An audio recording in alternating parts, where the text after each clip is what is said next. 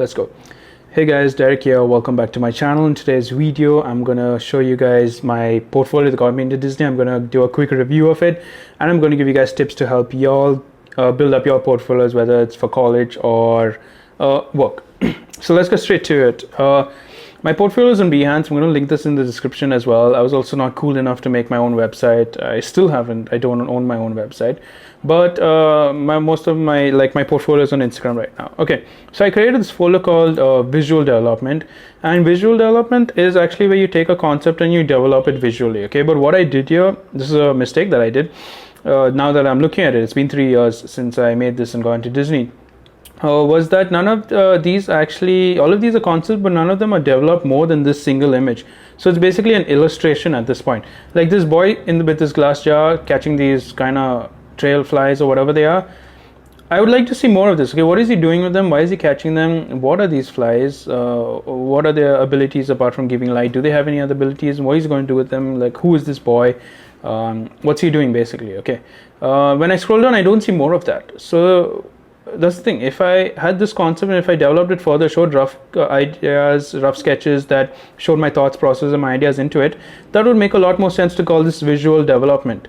But this is just illustrations. So most of these are actually just illustrations without ideas, without taking them further. But anyway, a lot of them are like original work. So I put them in here. At the time, I really even didn't know exactly to what extent visual development was. So these were thumbnails I did. I used to do a lot of these, spend like 3 or 4 hours at one sitting and complete these for a day. Like for example, this creature, I'd like to see more of him, right? But what's the story here? He's catching these butterflies, and then what? There's nothing more, right? It goes on. So these also, I taken backgrounds from wallpaper sites and I studied them to make these. Like I copied them and then I added a creature into them. So what it did was it helped me build up my lighting, composition, and also my background skills. But it's not really telling more of a story that I would like to see. This worked for me well. So this was actually, I took prompts from Inktober that year and I made them into these individual sketches.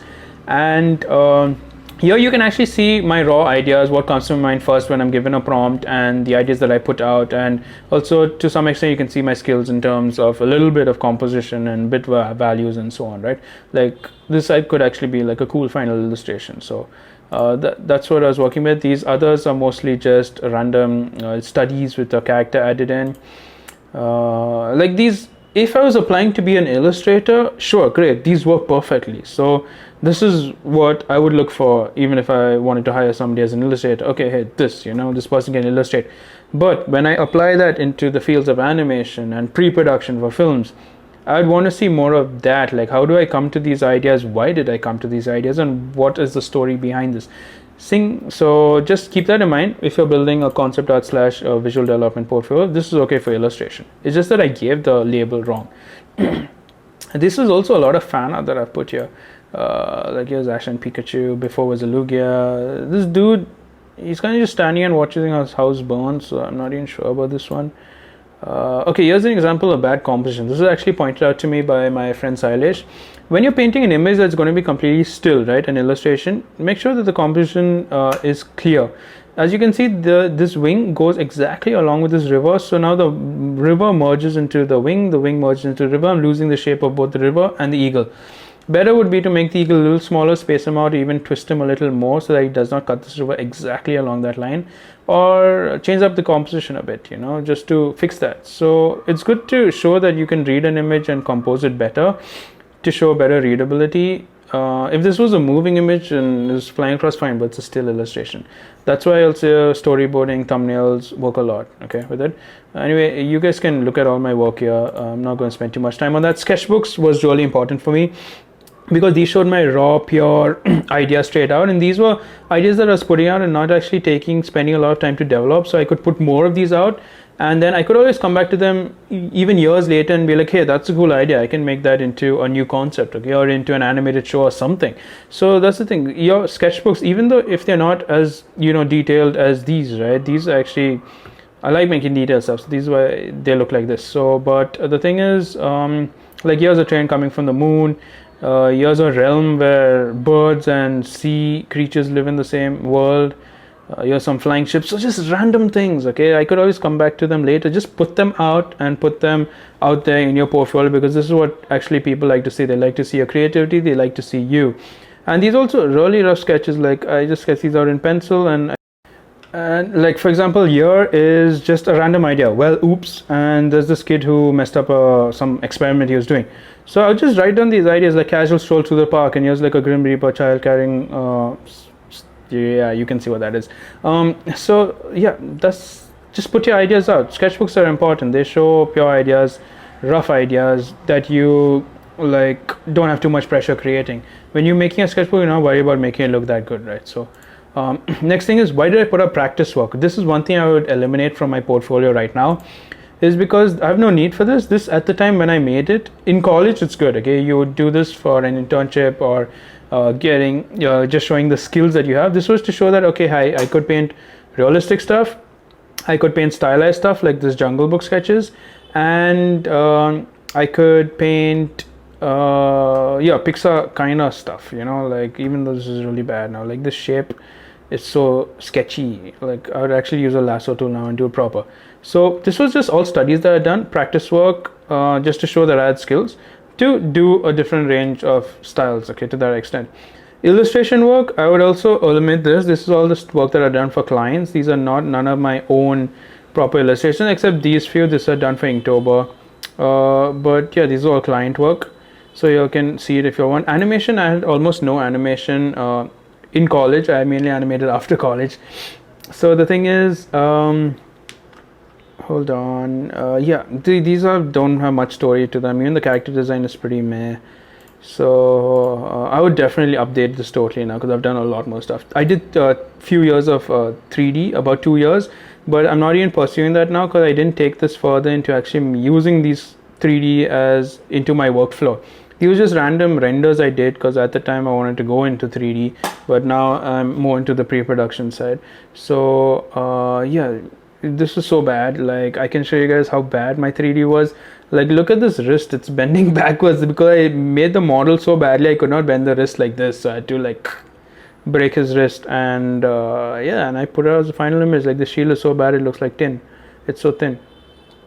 Even these wrist straps, they're supposed to be in the center of the shield, they're not. So this is a graphic design thing that I did. I'm not even going to open that. That's just so bad. I've done it for a TEDx event and I made it entirely on Canva. So okay, helping you guys with your portfolios. Okay, first up, when it comes to colleges, okay, I'm mainly going to talk about smaller colleges, not the ones like CalArt or Sheridan or Art Center, where they really take only like a few people and so on from around the world, right? Those are like elite. I'm talking about colleges that are more accessible to the rest of us. So like, okay, if you're in India, you've heard of NID and Shrishti, right? And a few others. So I can't even speak for NID because I've never been to NID, I went to Shrishti, but some of the best artists I know today who are in the industry and who are doing good things by themselves were rejected by NID. So I don't know, okay, I don't know what their criteria is exactly.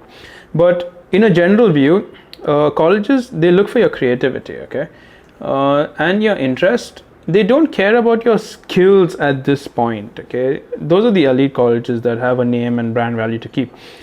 These colleges, they want to take you for your potential and teach you, because that's the point of going to college.